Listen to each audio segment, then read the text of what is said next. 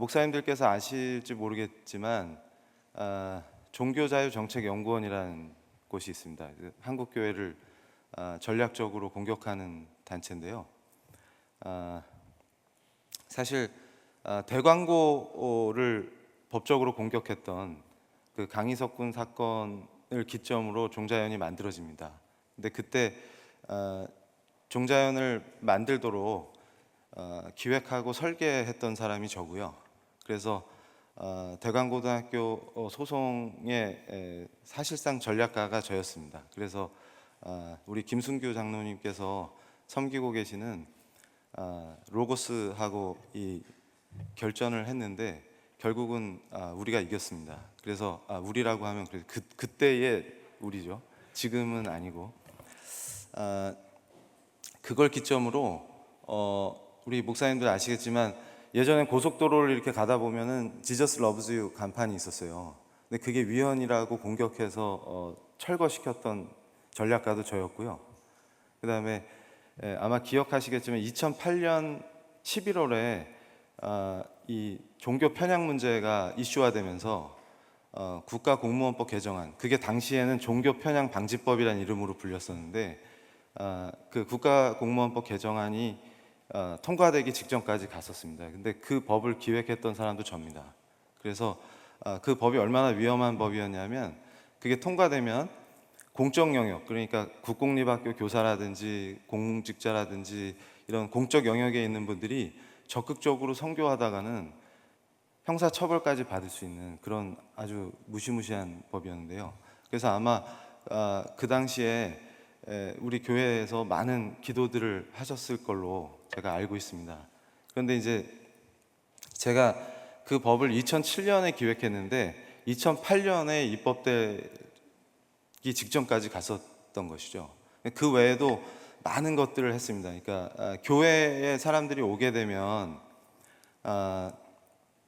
거기서 교회에서 투표하면 사람들이 모이지 않습니까?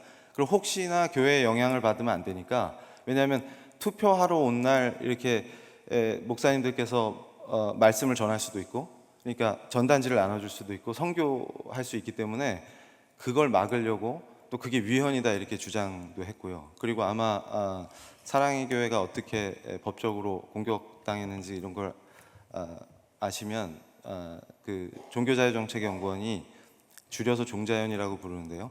얼마나 전략적으로 기독교를 공격했는지 아실 수 있을 겁니다. 그래서 저는 사실 그런 그 전략가 역할을 하다가 2007년에 국가공무원법 개정안 기획을 한 그 직후에 이제 더 센 거를 준비하려고 뭐를 하면 이제 한국 교회를 확 흔들어 버릴 수 있을까, 이걸 이제 연구하려고 다시 절에 들어가서 숨어서 이제 연구를 하고 있었는데 그때 하나님께서 그 절에서 연구를 하면 보통 제가 좀 편안함을 느껴야 되는데 계속 두통이 와가지고 절을 벗어나면 괜찮다가 다시 돌아오면 또 아프고 이런 일이 반복돼 가지고 제가 이제 절에서 못 버티고 집으로 돌아와가지고 제가 CTS에 엄청 여기 CTS 오셨네. CTS에 엄청 그 열심히 시청하는 시청자였습니다. 그 당시에.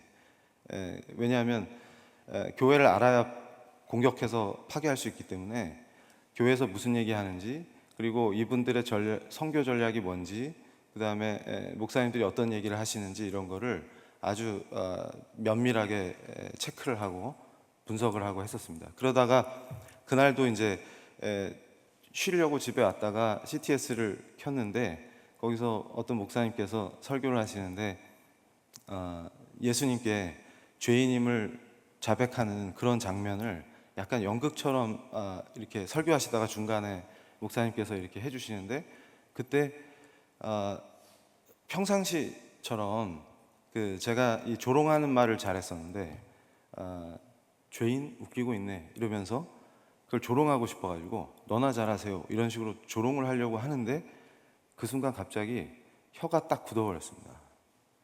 그러면서 거의 제가 지금 그때 상황을 표현하면은 번개에 맞았다, 이게 정확한 표현인 것 같은데요. 그러니까 물리적인 번개에 맞은 게 아니라 저를 완전히 그 사로잡는 이 강력한 힘이 혀가 딱 굳어버리고 그대로 바닥에 엎드렸는데 그때 딱 들었던 생각이 나는 죽었구나 였습니다.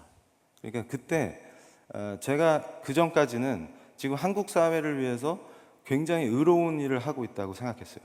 왜냐하면 한국 사회를 망치는 악의 근원이 교회라고 판단을 했습니다. 그래서 이건 제가 조금 이따가 말씀을 드릴 건데요. 이런 생각들의 배경에는 이데올로기적인 요소가 굉장히 강합니다. 그러니까 우리 목사님들께서 이건 그냥 단순한 정치 현상이고 어떤 정치적인 문제니까 나하고 상관이 없다라고 생각하시면 큰일 나는 것이, 이 본질은 영적 전쟁입니다. 지금 그러니까 무슨 얘기냐면 사실상 청교도 혁명이 영국 정치 전통이랑 무관할 수 없는 것처럼 명예혁명이나 이것이 굉장히 이 정치 현상이라든가, 그러니까 다시 말씀드리면 우리 믿는 사람들의 삶이, 제가 교수니까 대학에서 교수로서의 삶이 신앙인으로서의 삶과 분리될 수가 없는 것처럼 우리 삶을 구성하는 이것이 영적인 문제와 분리될 수가 없습니다. 근데 사실은 교회를 공격하려고 제가 그런 논리를 계속 주장했었는데요. 무슨 얘기냐면 교회의 이 성도들이 각성을 하면 굉장히 무서운 파워를 냅니다, 정치적으로. 근데 그 교회를 핍박하는 세력의 저쪽 진영에서는 그걸 너무 잘 알고 있는 거죠. 그러니까 저도 마찬가지였고요. 근데 그걸 왜 그렇게 하냐? 그러면 이건 한 가지밖에 없습니다. 그러니까 내가 죄인이구나를 깨닫는 순간에 이건 저는 그 이전까지는 제가 굉장히 의로운 사람인 줄 알았거든요. 그러니까 아마도 제가 오늘 여기서 소개해주는 정치 세력들도 자기들이 굉장히 의로운 자라고 판단을 하고 있을 겁니다. 그러니까 그 의를 실현하기 위해서 그들도 나름 열심히 하는데요. 그게 사실은 그렇게 하면 할수록 죄의 본질로 들어가서 자기만 죽는 게 아니라 전부 다 물귀신처럼 다 죽게 만드는 그 아주 위험하고 무서운 사상과 이데올로기가 거기 깔려 있는 것이죠. 그러니까 이 이데올로기는 사실은 이 사탄의 전략입니다.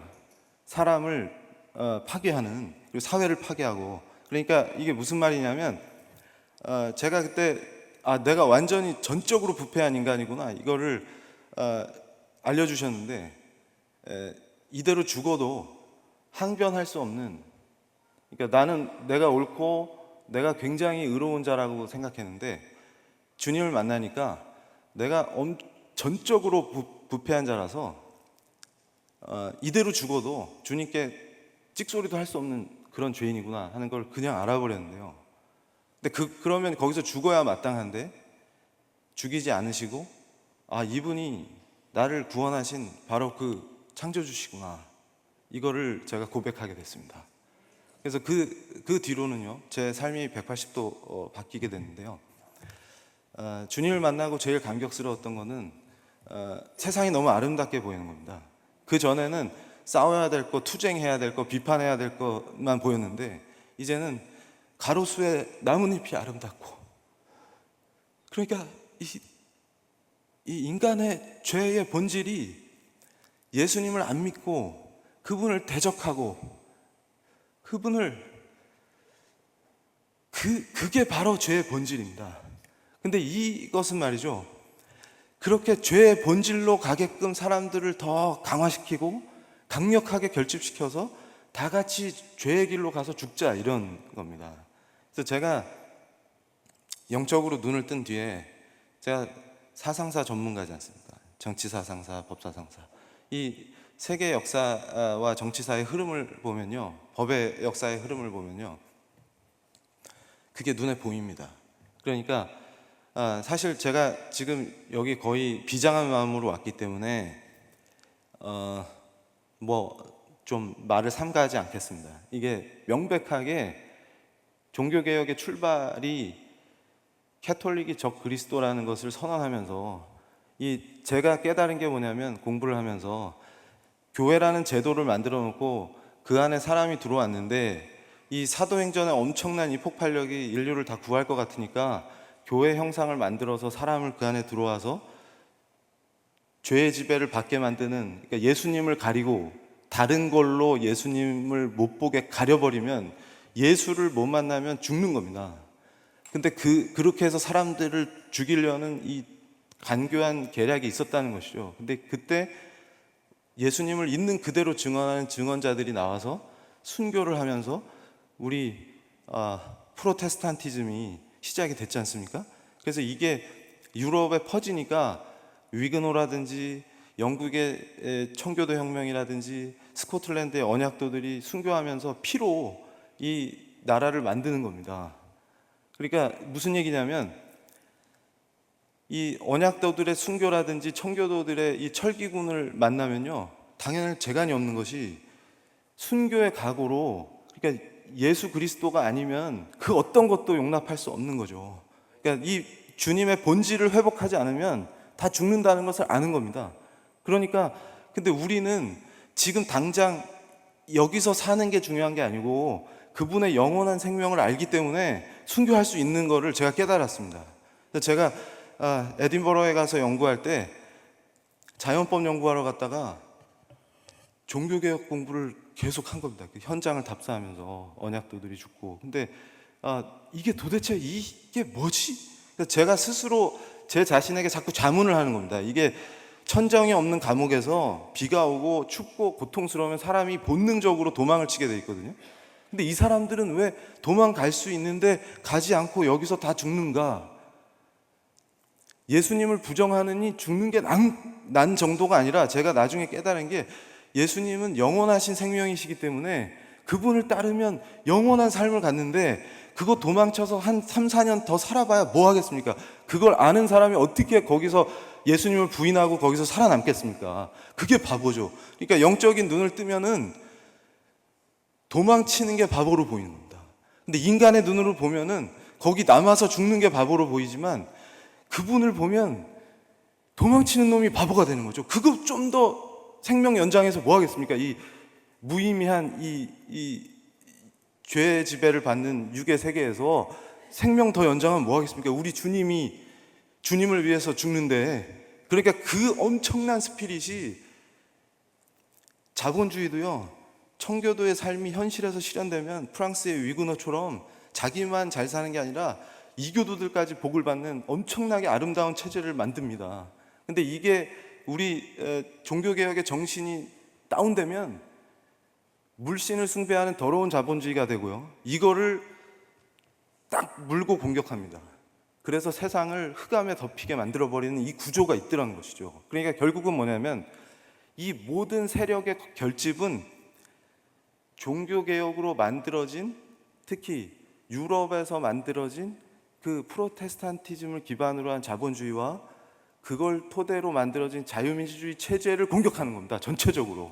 그러니까 근데 가만히 보십시오. 그 본질이 어디 있나? 그랬더니 교회에 있습니다. 그러니까 이 교회를 깨지 않으면 혁명이 안 됩니다. 그러니까 무슨 얘기냐면 이들이 경험한 게요,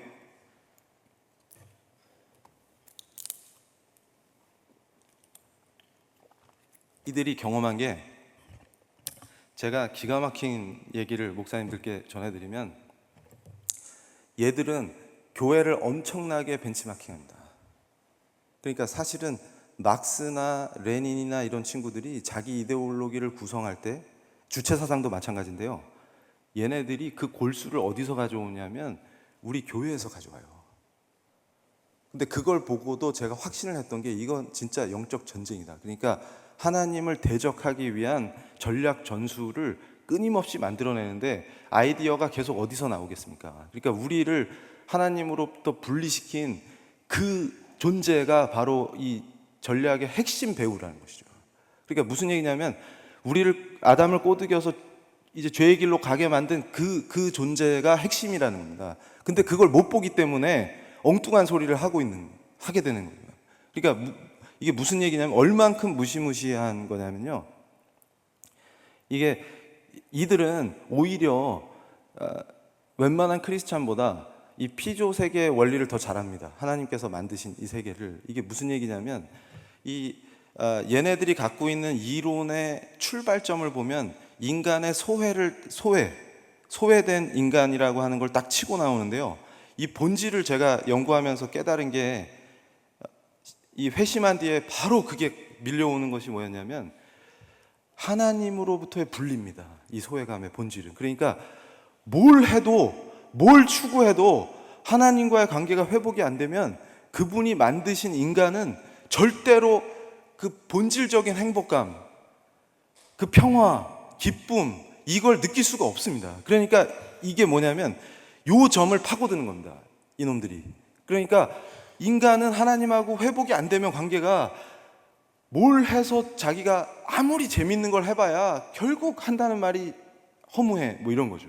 그리고 아무리 철학을 깊이 파봤자, 아무리 수행을 열심히 해봤자 그 본질에 가면요 해결이 안 됩니다. 절대로.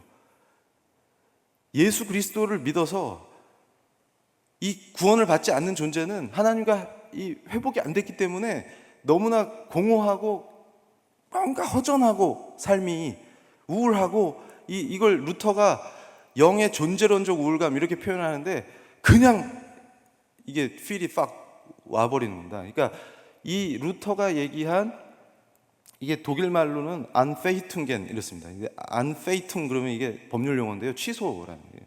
페이퉁겐 그러면 취소 당한 거죠. 그러니까 무슨 얘기냐면 하나님의 약속에서 버려진, 그러니까 하나님께 추방된 그 고통이라는 거죠. 그러니까 이게 죄의 지배에 있기 때문에 계속 괴롭죠. 근데 이 이데올로기를 짤 때는 그걸 딱 파고듭니다. 너 소외됐지? 뭐가 문제인지 잘 봐. 이런 식으로 가는 거죠. 그러면 여기에 계급의식을 넣어야 네가 해방될 수 있어. 이런 식으로 조직하는 겁니다. 그러면 이게 자기 심령에 딱 와서 꽂혀요, 사람이. 왜냐하면 현실을 보니까 그게 맞거든요. 자기가 소외받은 것 같고 이 사회가 나를 소외시키게 만드는 것 같고, 그러니까 결국은 이걸 해결하려면 어떻게 해야 됩니까? 그랬더니 정치적으로 계급의식을 가지고 이걸 다 깨부셔야 된다, 이렇게 되는 겁니다. 그러면 인간이 해방되고 네가 지금은 부자유스럽고 속박받는 느낌이 되지만 결국 해방을 맞을 수 있다, 이겁니다. 그러니까 해방을 위해서 혁명을 하라, 이거죠. 그런데 얘네들이 막스 레닌주의를 만들어가지고 혁명을 해봤습니다. 그렇게 사람들을 꼬드겨가지고, 그러니까 우리 목사님들이 보셔야 될 게 볼셰비키 당을 만들어가지고 청년들을 획득하는 거죠. 그러니까 얘네들이 잘 쓰는 말이 획득입니다. 획득. 청년들을 획득해가지고 볼셰비키 당을 만들어서 열심히 해가지고 체제를 뒤엎고 소비에트를 만들어 봤습니다. 레닌이. 근데 어떻게 됐죠? 그러니까 지금 서유럽의 좌파들을 생각해 보세요. 지금 동구권의 소련의 동맹들이 아니라 서유럽에 살고 있는 좌파들은 뭘 생각하냐면 지금 소련이 만들어졌으니까 너무나 기쁜 겁니다. 레닌 동지가 자기들이 꿈꾸는 세계를 만들었다고 생각하는 거죠. 그러니까 이 친구들은 스탈린 때에 오니까 이게 자기들이 꿈꿨던 게 아니잖아요. 인간이 자유인이 되고 속박에서 구원받고 해방된 세상을 맞는다고, 노동자 농민의 세상이 된다고 했더니 스탈린 때 보니까 수용소만 많아지고 사람을 다 죽여버리는 겁니다. 그러니까 얘네들이 거기서 문제의식을 느끼겠죠. 아니 이게 뭐지? 우리가 이 혁명만 완성하면 이제 다 끝났다.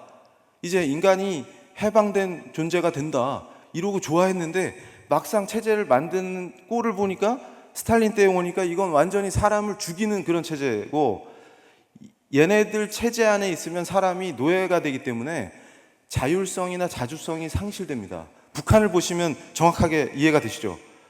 아마 목사님들 중에 우리 새터민 사역하신 분들은 저보다 더 잘 아실 거예요.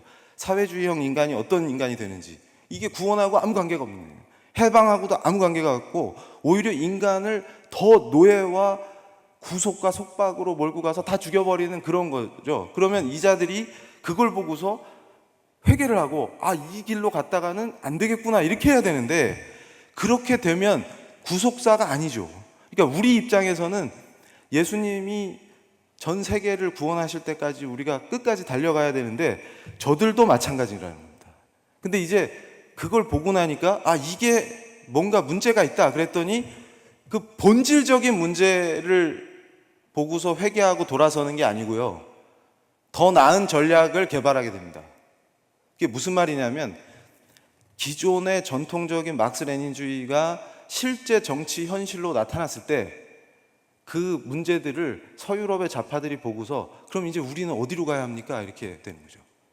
그랬더니 얘네들 입장에서의 종교 개혁을 합니다. 그게 뭐냐면 과거에는 그 나라 체제 자체를 혁명으로 뒤집어서 자기들 정부를 세우는 거예요. 근데 이제 얘들이 종교개혁, 지들의 나름의 종교개혁을 하면서 전략의 판을 바꿉니다.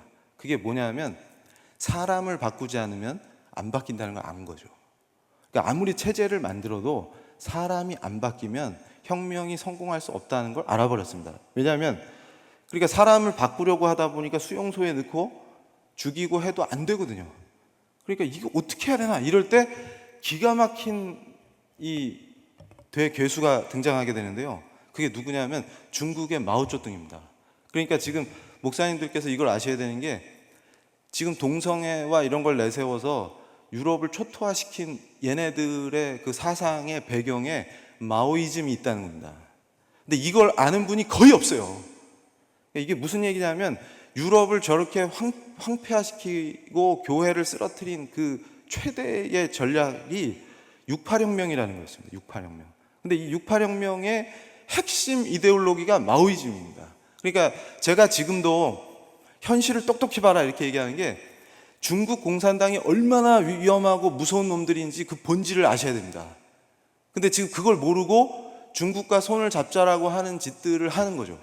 이게 다 죽자는 얘기입니다. 그러니까 우리 목사님들께서 명확하게 아셔야 되는 것이 뭐냐면 지금 한국이 굉장한 위기 상황에 처해 있습니다. 지금 내후 외환이요, 이 정도의 강도가 엄청나게 위험해서요. 이건 우리가 만들어 놓은 이 체제 자체가 위협받고 있는 상황이죠. 근데 이게 문제는 뭐냐면 밖에서 치고 안에서 대응하는 방식이 얘네들의 항상 핵심 방식입니다. 그러니까 무슨 얘기냐면 통진당의 이석기 사건 보셨죠? 그거 생각하시면 돼요. 그러니까 이석기가 왜 잡혔습니까? 저처럼 이런 강연할 때 잘 준비하고 있다가 유사시에 남한을 혼란에 빠뜨리는 행동을 하라는 거 아닙니까? 주요 시설을 공격하고. 근데 그 얘기하다 잡혀간 거잖아요. 근데 그 자를 풀어주자고 하는 사람이 누굽니까 지금? 그걸 보셔야 됩니다. 그러니까 이게 무슨 얘기냐면, 그래서 제가 뭐라고 표현을 했냐면 통진당은 신남노당이다. 그러니까 옛날 6.25 때 남노당이 했던 짓거리를 똑같이 하는 겁니다. 근데 그들을 해산시키지 않아도 되겠습니까? 근데 그 해산을 반대하는 사람들이 있다는 거는 제정신이 아니란 얘기죠. 그럼 우리는 어떻게 해야 됩니까? 그걸 그냥 내버려 두면 안 됩니다. 그러니까 이들의 생각들은 뭐냐면 무슨 방법을 써서라도 결국 본질이 뭐냐 그랬더니, 제가 이 구속사회 관점에서 역사를 다시 보니까 뭐냐면 한국은 교회가 세운 나라라는 걸 분명히 알 수 있습니다. 흑암이 덮어서 희망이 하나도 없을 때 우리 믿음의 선배들이 순교하고 기도하고 이 과정에서 세워진 나라라는 게 명확하게 눈에 보입니다. 그러니까 지금 저들이 1919년이 건국이라는 얘기를 하는 것도 제가 그 의도를 다 알고 있습니다. 왜 그러냐면 이게 제가 자세히 설명드릴 수 없기 때문에 나중에 또 혹시 존경하는 목사님들께 제가 말씀드릴 기회가 있으면 말씀을 드릴 텐데, 이게 뭔 얘기냐 하면요, 오히려 쟤네들이 상해 임시정부를 굉장히 조롱했었습니다.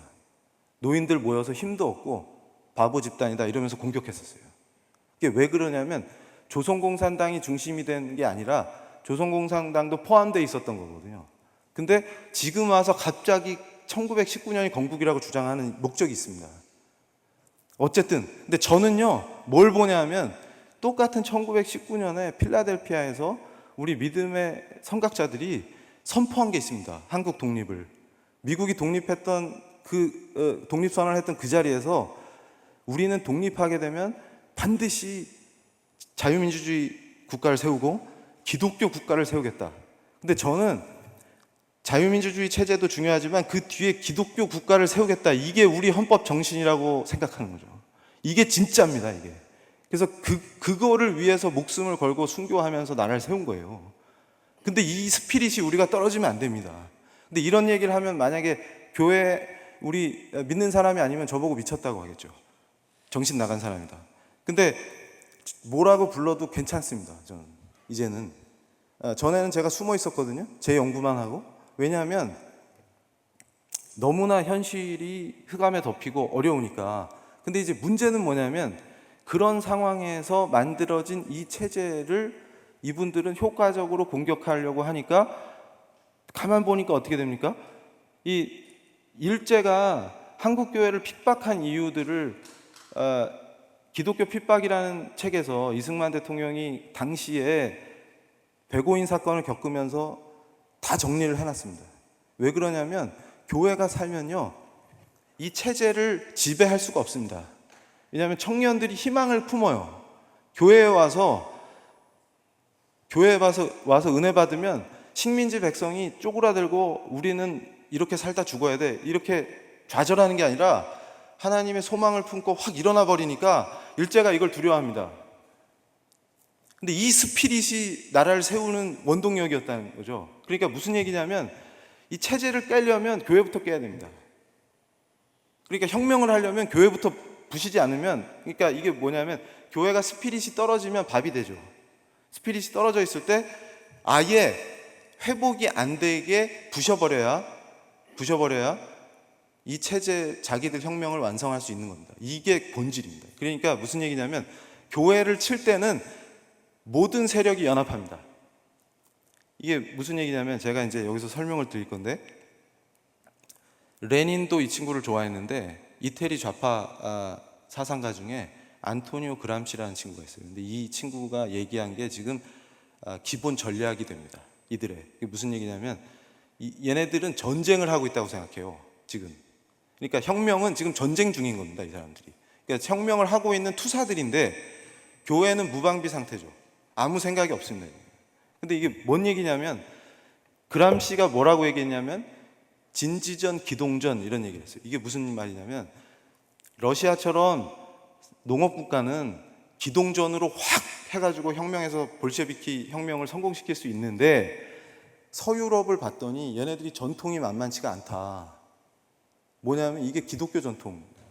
그러니까 자본주의를 하는데 청교도 윤리로 사회가 통합되고 인간이 해서는 안 되는 짓과 해야 될 짓을 하나님 말씀으로 명확히 알고 이렇게 되니까 이 진지가 너무 탄탄해가지고 깰 수가 없는 겁니다.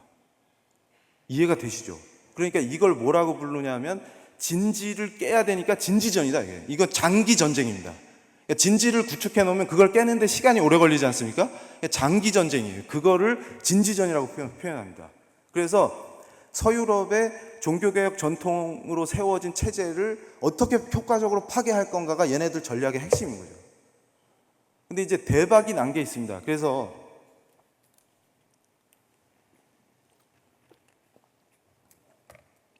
제가 흥분을 하니까 목이 자꾸 타가지고 죄송합니다. 그래서 사실은 김승규 장로님께서 저를 불러가지고 이제는 회심을 했으니 같이 일을 하세 이래가지고 저한테 맡긴 게 얘네들의 실체가 뭐냐. 그러니까 나라에서 큰 일을 하실 때 아시죠 다. 그 어떤 문제가 있었는지. 이게 정말 이자들의 실체를 보셨는데 그 얘네들이 뭐 때문에 이런 짓거리들을 하는지가 궁금하다. 그러니까 이놈들이 어떤 사상을 가지고 이런 짓들을 하는지 정확하게 좀 밝혀보자 이렇게 말씀을 하셔가지고 제가 장로님 말씀을 딱 듣고 연구를 해가지고 300페이지 되는 보고서를 썼습니다. 그래서 그게 이제 우리 지금 우리 동지들 있지 않습니까? 우리 울산에도 왔었던 그 동지들이 그걸로 학습을 하고 이제 체계화돼 가지고 이제 우리 그때 울산 학생인권조례 이 공청회 할 때 김승규 장로님이나 여러분들이 그람시 얘기도 하고 이게 원조가 막스다 이런 얘기도 하시고 막 이렇게 이제 우리도 무장을 하죠. 그러니까 지금 저 친구들은 아니 쟤들이 어떻게 알았지? 전에는 무방비였는데 아마 그러고 있을 겁니다. 그러니까 지금 우리 활동가들이 무장을 하니까 꼼짝을 못 하죠. 이게 학생인권 조례라는 게 제가 아까 말씀드렸던 68혁명의 68 학생선언이 있습니다. 니들 그거 흉내내는 거잖아 하고 탁 치면 어떻게 알았지? 이렇게 됩니다. 아니 어떻게 알았지? 전에는 교회에서 이걸 몰랐는데 어떻게 알았지? 그러니까 이게 무슨 얘기냐면 지금 우리가 이따가 우리 제가 너무 사랑하는 우리 손덕재 선생님이 말씀을 해주시겠지만 반전이 일어나고 있거든요. 이게 가능한 게 우리와 함께 하시는 분이 전능하신 분이기 때문에 결코 우리를 그냥 버려두지 않습니다. 이거 완전히 역전시켜 가지고요, 제가 이제 뭐라고 표현하냐면 이거는 쓰나미다, 죽음의 쓰나미다, 이렇게 표현합니다. 그래서 68혁명이 뭔지 제가 정확하게 말씀을 드리면 이겁니다. 얘네들의 모토가 있어요. 혁명의 모토. 그러니까 얘네는 어떻게 하는 거냐면 명확하게 마오쩌둥이 장개석 국민당을 내쫓고 공산정권을 수립하는 이런 방식이 아니고, 프랑스면 프랑스, 영국이면 영국, 독일이면 독일, 이 체제는 그냥 두고 사람을 뭘로 바꾸냐면 문화로 확 바꿔버리자. 이게 문화혁명입니다. 그러니까 68혁명은 문화혁명이에요. 그러니까 이게 더 악랄한 것이 뭐냐면 청년들의, 그러니까 사단이 말을 이렇게 생각을 넣어주죠. 이런 것처럼 청년들의 생각에 그걸 딱 주입을 하면 얘가 완전 변신합니다. 이게 무슨 말이냐면 이 젠더라는 게 인간의 성이 날 때부터 정해지는 게 아니고 생물학적으로 태어나 보니까 여자로 키워지고 남자로 키워지더라. 그러니까 남자애한테는 자동차 사주고 여자애한테는 인형 사주고 이렇게 해서 결국 키워지더라. 그러니까 핵심은 뭐냐면 여성이라고 하는 그 개념을 인간이 만들어냈다는 겁니다, 문화적으로. 그래서 이건 애 낳는 도구로 전락시키고 가부장 체제를 유지하도록 핍박해가지고 지배하고 있다, 이런 거죠. 근데 이 만들어진 피어갑 여성을 어떻게 해방시킬 거냐 그랬더니 젠더라고 이름 붙인 그거를, 그러니까 지금 굉장히 착각하고 있는 게 주디스 버틀러나 이 젠더 이론의 핵심 철학자들은 젠더조차도 해체해라, 이게 핵심입니다. 그러니까 무슨 얘기냐면 인간의 성을 한 50 몇 가지로 열거하는 거는 구분하는 걸 의미 없게 만들겠다, 그 얘기입니다. 그러니까 무슨 얘기냐면 하나님이 창조하신 그 창조 질서 자체를, 그러니까 제가 보세요, 복음이 인간이라면 다 받아들일 수 있는 진리죠. 그것처럼 이놈들이 뭘 공격하냐면 난 놓고 기억자도 모르는 사람이 봐도 자연이 하나님께서 창조하신 이 세계 질서가 보입니다. 그러니까 제가 지난 주말에 간증 집회에 강사로 초대돼서 갔다 왔는데 그때 이 생물학 하시는 성대 강 교수님이 청중 중에 계셨는데요, 저한테 장문의 편지를 보내주셨어요, 이메일로.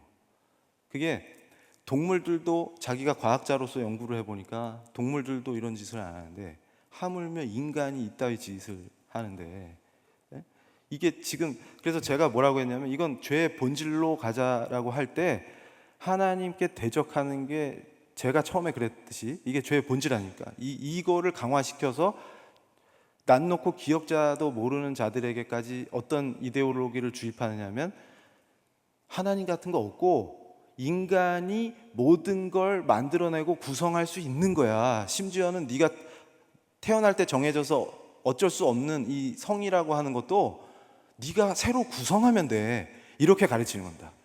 근데 이 생각이 주입되면요, 이걸 철학적으로 싹 세팅을 합니다. 그러니까 사실은 제가 강조하는 게 목요일에 아마 그 CTS에서 동성애 톡톡 이거에 제가 패널로 나간 이유가 이걸 얘기하려고 나갔던 거거든요. 그러니까 무슨 얘기냐면 이렇게 해서 사람을 획득하는데 그 배경에는 뭐가 있냐면 모든 금지하는 것을 금지하라, 이게 68혁명의 모토거든요.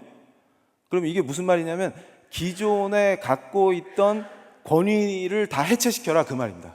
그러니까 예를 들면 목사님이 교회에서 설교할 때 목사님 멱살을 잡고, 이게 해방이죠. 학교에서 선생님이 말씀하실 때 선생님을 공격하고 여선생님을 성희롱하고, 이게 해방이라는 거예요. 해방이라고 가르치는 거예요. 이게 뭔 얘기냐면 니들을 억압하고 있는 그 도덕 규범이라든지 사회 윤리라든지 이런 모든 것이 다 허상이었고 부르주아들이 지네 지배 체제를 만들기 위해서 팔아. 교회 저놈들이 자본주의 형성되는데 저 종교개혁한 놈들이 저놈들이 만든 거야. 이게 프로테스탄티즘이 자본주의야. 저놈들이 지들이 자본주의 세계를 지배하려고 그걸 만들어 가지고 이게 다 허위야, 허위. 원래 하나님이라는 것도 없고 하나님이 우리한테 주셨다는 법 같은 것도 의미가 없는 거고 우리가 만들면 돼, 만들면 돼. 그리고 원래 도덕, 윤리 이런 거 없는 거야. 이렇게 가르쳐 버리는 거예요. 근데 여기서 결정적인 역할을 한 게 바로 마오이즘입니다. 그러니까 프랑스 좌파들이 마오이즘을 수입해 가지고요, 이걸 여기다 탑재를 하니까 갑자기 폭발력이 생겼어요. 왜냐하면 이게 이데올로기라는 게요, 이론과 사상이 딱 체계를 갖춰야 힘을 발휘합니다. 그러니까 성경 말씀을 읽고 체계화하는 것처럼 얘네들도 그렇게 해버린 거예요. 그래가지고 그걸로 유럽을 확 휩쓸어가지고 68년도에 도쿄대학이 불타잖아요. 그게 바다를 건너서 일본까지 휩쓸었던 게 그게 68혁명입니다. 그러니까 얘네들이 지금도 뭐라고 하냐면요, 이 68의 정신은 정권을 탈취하는 건 아니었지만 세계를 변화시켰다 이렇게 표현합니다. 실제로 변화돼요. 왜 그러냐면 68혁명 정신으로 무장을 하면요, 무슨 일이 벌어지냐면 기존에 자기들이 이건 하면 안 돼, 그러니까 인간이 하나님 안 믿는 이교도들조차도 양심이 있기 때문에 인간으로서 차마 이 짓은 못하겠다라고 하는 이 라인을 무너뜨려 버리는 겁니다. 그럼 이제 무슨 일이 벌어지냐면요, 이렇게 돼가지고 젊은이들이 미쳐가지고 파리가 완전히 무법천지가 돼버렸어요. 독일도 마찬가지고. 그러니까 심지어는 이 네오막시스트 교수님이 강의를 하는데 여학생이 교수님이 혁명에 적극적이지 않다고 나와가지고 강의하고 있는 노 교수님, 그 아도르노 교수거든요. 이 사람이 프랑크푸르트 학파 네오막시즘의 핵심 인물입니다. 이 양반을 넥타이를 잡아가지고 강제 키스를 해버려요. 그럼 여학생들이 와 좋아하고 얼레리 꼴레리 이러면서, 이게 68 정신이에요, 이게.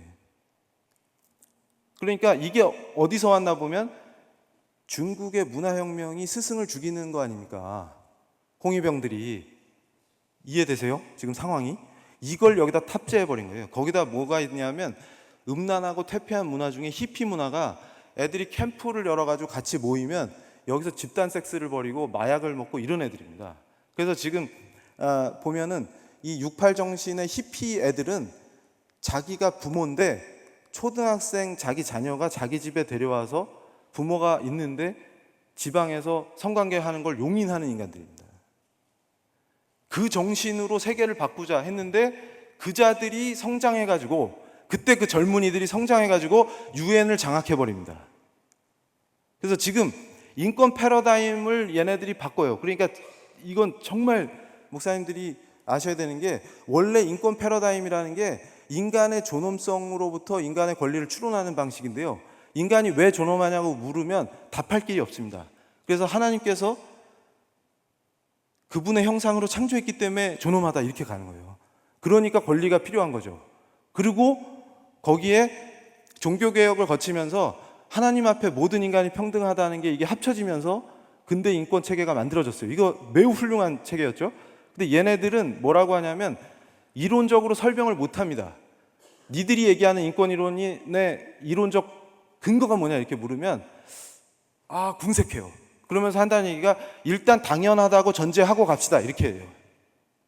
그러니까 존엄하지 않으면 권리가 필요 없거든요. 그러니까 이게 무슨 얘기냐면 존엄하게 만들어주신 인간이 존엄하지 않은 짐승만도 못한 존재로 전락시키게 하는 걸 얘들은 인권이라고 부르는 거예요 지금.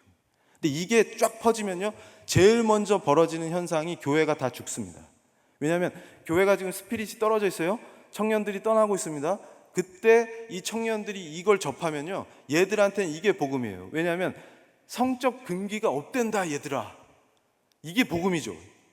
왜냐하면 이 육신의 죄의 지배를 받는 죄인의 속성에 딱 들어맞는 버전을 주니까 청년들이 이게 복음이네 이러면서 완전 다 미쳐버리는 겁니다. 그러면서 그거를 단지 음란한 걸로만 포장하면은 이게 지식인들한테 소통이 안 돼요. 이걸 기반으로 고도의 철학을 만들어서 다 장악하는 겁니다. 그런데 지금 문제는 뭐냐면 한국 상황을 보셔야 되는 게, 한국에는 NL과 PD라고 하는 양대 좌파 세력이, 핵심 세력이 있습니다. 이게 무슨 얘기냐면 NL은요, 얘네들이 민족해방전선인데 민족주의 세력인데 얘네가 주류입니다. 주류. 그래서 이 친구들은 20대에 주체 사상으로 완전히 사상 무장을 한 친구들이에요. 그리고 PD는 뭐냐면 레닌주의로 사상 무장이 된 친구들입니다. 근데 이 친구들이 지금 성장해가지고 정치 핵심 인물들이 돼 있는 거예요. 그래서 가끔 어떤 분이 저한테 그래요. 그때 젊을 때 그 친구가 아니지 않냐, 지금은 바뀌었다, 이렇게 얘기하죠. 그래서 제가 그분한테 뭐라고, 참 순진하십니다. 예를 들어서 대학생 때 UBF 했던 사람이 지금 일반 교회 집사님을 하면 신앙의 스타일이나 방식은 바뀌었는데 본질이 바뀝니까? 제가 물어봤어요. 이해가 되세요? 그러니까 지금 20년, 그때 민주화 투쟁 한답시고 걔들 그거 할 때 주체 사상 학습하고 수령님 타령하던 애들이 지금 때가 어느 때인데 아직도 그거 하겠어요? 이렇게 아주 순진하게 말씀하시는데 본질이 안 바뀌어요. 이론이나 노선이 수정되는 거지 본질이 안 바뀐다고요. 그런데 본질이 안 바뀐 이들도 뭐를 슬퍼하냐면 소련과 자기들이 그렇게 좋아했던 국제공산당 코민테른이 소련이 붕괴되면서 붕괴됐죠. 그러니까 지금 우리 목사님들이 아셔야 되는 것이, 지금도 제 또래 지식인들은 술 한잔 걸치면 국제공산당 노래를 불러요.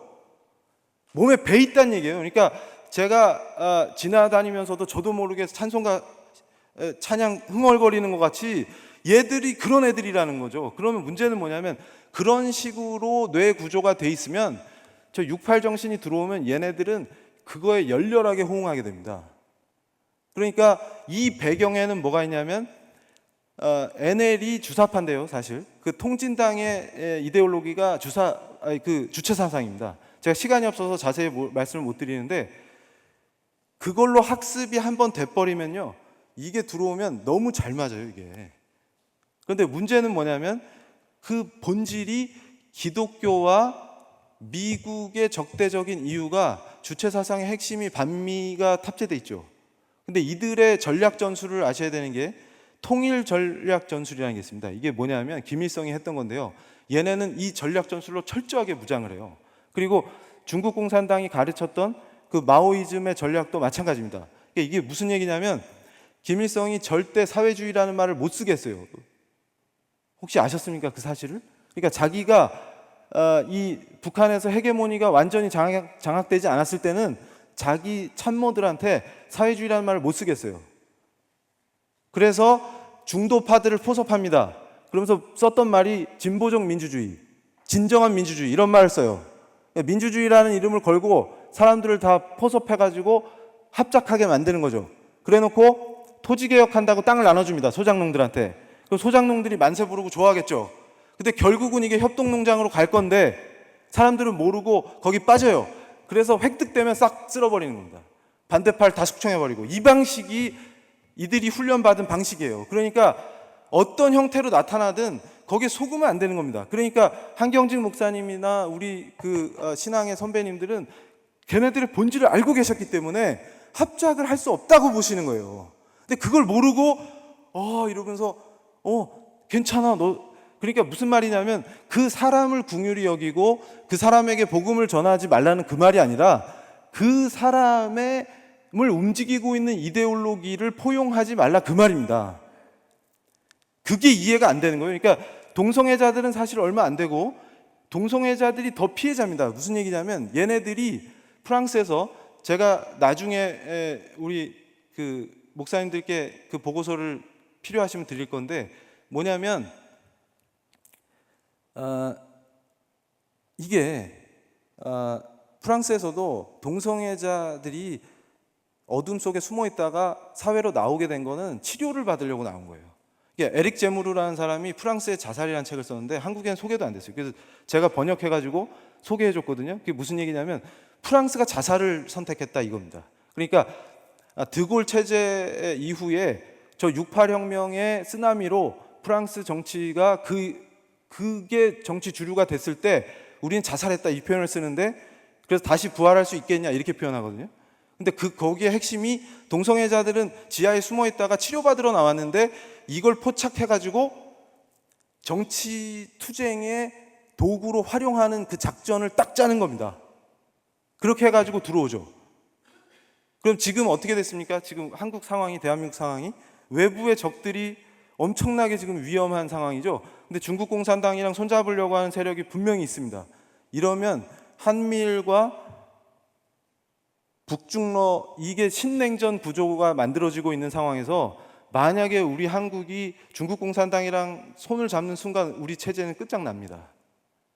근데 이럴 때 제일 위험한 사람들이 한미동맹을 중시하고 절대로 우리는 이 체제를 포기 안 한다 하는 사람들인데 그 사람들이 다 교회에 있어요. 그걸 압니다. 그러니까 미국을 치기 위해서 미국이 세니까 이해가 되십니까? 전부 연합하는 겁니다. 그러니까 교리상 이슬람하고 동성애가 연합이 안 돼요. 근데 오늘 이 강의 끝나고 한번 구글 같은 데서 찾아보십시오. 지금 시민운동 한답시고 만든 단체가 동성애 지지하고 동성애 확산시키는 단체랑 주한미군 철수하는 단체랑 철수운동하는 단체랑 강정 해군기지죠. 그거 그렇게 반대하는 그 단체가 지도부가 다 겹칩니다. 지도부가 다 겹쳐요. 그리고 광우병 사태 난리 났을 때 그때 서울에서 얘네들이 열었던 우리처럼 이런 세미나를 여는데 그게 레닌과 미래혁명 세미나입니다. 그때 발표됐던 원고들이 책으로 만들어져서 백주 대낮에 지금 한국에서 팔리고 있어요. 이 친구들이 뭐라고 얘기했냐면 소련 붕괴가 우리에겐 아픔이었지만 기회가 온다. 이 광우병 때문에 촛불을 들고 모인 여고생들을 봐라. 얘네들이 촛불은 들고 모였지만 방향을 모르고 있다 지금. 그래서 내가 레닌을 다시 꺼내서 들고 나왔다. 이렇게 표현합니다. 무시무시한 겁니다. 근데 얘네들도 이미 레닌이 힘이 빠졌다는 걸 지들도 잘 알아요. 주체사상이 명맥을 유지하고 있지만 지금 학생들한테 수령님 타령하면 안 먹히죠. 그러니까 통진당의 김재현이가 차별금지법을 들고 나오고 김조광수 동성 결혼식에 가서 축하사절 노릇을 하고 그 짓을 하는 겁니다. 그러니까 무슨 얘기냐면 지금 김정은 체제가 동성애를 용납하겠습니까? 그 얘기가 아니에요. 이들은 여길 획득하기 위해서 그걸 도구로 사용한다는 것이죠. 근데 그 본질을 명확하게 모르면 당합니다. 그래서 제가 정리를 하겠는데요. 시간이 돼서 마지막으로 우리 목사님들께 제가 간곡하게 부탁드리고 싶은 거는 우리 성도님들이 종교개혁 정신을 회복하고 청교도 혁명의 그 주체들로 변하지 않으면 막을 수가 없습니다. 그러니까 목사님들께서 골수를 쪼개는 설교로 존 오웬처럼 이 철기군을 깨우셔야 됩니다. 그래서 이 도시, 우리 도시 울산이 완전히 하나님의 도시로 선포되고 완전히 이걸 흑암을 덮는 저 세력을 이걸 저는 쓰나미라고 표현하거든요. 이게 덮치면 정말 이게 대책이 없습니다. 이게. 근데 이게 법이요 한번 만들어지면요 바꾸기가 어렵거든요. 그러니까 제가 맨 밑에 GM이라고 써놨잖아요. GM 성주류화. 이걸 제가 처음에 한국에서 우리 믿는 분들한테 이 GM 젠더 메인스트리밍 이게 얼마나 무서운지 아십니까? 이랬더니 GM은 자동차 아니야? 이래가지고 그러면 다 죽는 겁니다. 이게 무슨 말이냐면 마지막으로 요 얘기만 제가 하고 마칠게요. 성주류화 이게 얼마나 무서운 거냐면요. 제가 아까 68의 세력이 유엔을 접수했다 이렇게 표현했죠. 그 얘기는 뭐냐면 유엔이 가난한 나라들을 저개발 국가를 원조해 주지 않습니까? 그걸 ODA라고 그러는데 ODA를 줄 때 성주류화를 받아들이지 않으면 안 주겠다 이겁니다. 그래서 전 세계를 우리가 전 세계를 복음화하자 이렇듯이 얘들은 그걸로 싹 쓸어버리려고 하는 겁니다. 그러면 이미 유럽의 그 종교개혁의 원산지가 다 파괴됐죠. 교회가 다 사라지고. 근데 이제 개발도상국까지 쓸어버리겠다는 겁니다. 돈을 주면서 GM을 받아들여요. 이 GM이 뭐냐면 아까 제가 말씀드렸던 그 흉악함, 인간의 성별을 부정하는, 그래서 부모 원, 투가 되는 그거를 심는 겁니다. 근데 얘네들이요 지금 속으시면 안 되는 게 여성의 권리를 신장시키자라는 이름으로 꼭 들어와요. 근데 이게 무슨 말이냐면 여성의 권리를 신장시킨다는 말은 남자 입장에서 남자만큼 신장시킨다 이런 의미가 있죠. 이것 역시 가부장적인 남성 중심의 사고다 이렇게 얘기하는 거예요. 그러니까 아예 성을 해체해버려야 진정한 여성 해방이다 이렇게 보는 거예요. 근데 그 단계로서 일단 젠더관념을 심어주면 그게 이루어진다는 게 얘네 전략입니다. 그래서 대한민국 정부가 제가 그 자료도 보여드릴 수가 있는데 우리 국민 세금으로 무슨 짓을 했냐면요, 이 성주류화를 법과 정책에 어떻게 스며들게 할 것인지 정책 보고서를 10개로 편찬해가지고 실행하고 있습니다. 그게 성인지 예산이라는 게 있어요. 그러니까 지방자치단체든 중앙정부든 어떤 국가기관이 예산을 편성할 때 이 젠더 예산을 반드시 편성하게끔 만드는 겁니다. 근데 이게요, 법을요 아예 헌법 레벨에서 조례 레벨까지 전부 GM의 관점에서 만들어지는지 체크하고 점검하고 아니라면 그걸 투입해야 된다가 성주류화인데, 그걸 우리 세금으로 했다고요, 정책으로. 그래서 제가 말씀드리는 게, 지금 헌법 개정 논의 이게 그냥 나온 게 아니고요, 헌법에서부터 이걸 심어 나가자 이겁니다. 제가 얘기하는 게 뭐냐면, 이 헌법은 한 나라의 법규범의 최고 규범이기 때문에 제가 이 비유로 마칠게요. 집을 지어놨는데 여기다가 아무 성격이 없는 그냥 집이에요. 그냥 들판에다 집을 하나 져놨는데 여기다가 지붕에다 십자가를 딱 달면 희한한 게 그 집에 들어갈 때 경건해집니다. 근데 만약에 그 집에다가 음란물 포스터를 딱 붙이면 십자가가 아니라 그 집의 성격이 바뀌어버려요. 그러니까 얘네들이 생각하는 전략은 뭐냐면, 지금 국민들이 아무도 젠더나 성주류화를 모르지 않습니까? 이때 성평등이나 여성인권 이런 표현을 쓰면 다 넘어가는 거예요. 이렇게 해가지고 지금 개헌 논의의 핵심은 정부 형태를 바꾸고 통치구조를 바꾸자는 거잖아요. 여기에다가 요걸 살짝 혼인조항에서 살짝 요걸 하면 아무도 모를 때 싹 통과시키면 끝난다 이거예요. 그러면 어떤 비참한 결과가 생기냐면요, 헌법이 바뀌어버렸으니까 민법 체계를 싹 뜯어 고쳐야 됩니다. 가족, 상속 이런 관련 법을 다 뜯어 고쳐야 돼요. 그래서 제가 이걸 입법 쓰나미라고 표현을 하면서 경고를 이미 했습니다. 몇 년 전에. 이게 꼭 온다, 우리가 대비해야 된다. 근데 그때는 듣는 사람이 없어요. 근데 지금 닥치니까 이걸 듣는데요, 이게 우리에게 주어진 정말 중요한 기회입니다. 이때 우리가 반전을 일으켜서 오히려 거꾸로 쓰나미가 아니라 이걸 역쓰나미로 해가지고 울산을 성시로 만들 뿐만 아니라 한국을 확 기독교 국가로 만들어야 됩니다. 그리고 이 여세를 몰아서 지금 저쪽 유럽에 계신 분들은요, 살려달라는 거예요. 유럽의 크리스찬들이 종교개혁을 해서 우리한테 선교사를 보내준 그분들이 우리한테 거꾸로 살려달라고 하기 때문에, 이 얘기는 뭐냐면 역종교개혁입니다. 그러니까 우리가 이거를 새로운 동양의 작은 나라지만 아름답게 청교도 혁명을 성공하는 걸 보여줘가지고 유럽을 다시 살리는, 그게 우리의 지금 소명인 줄로 믿습니다.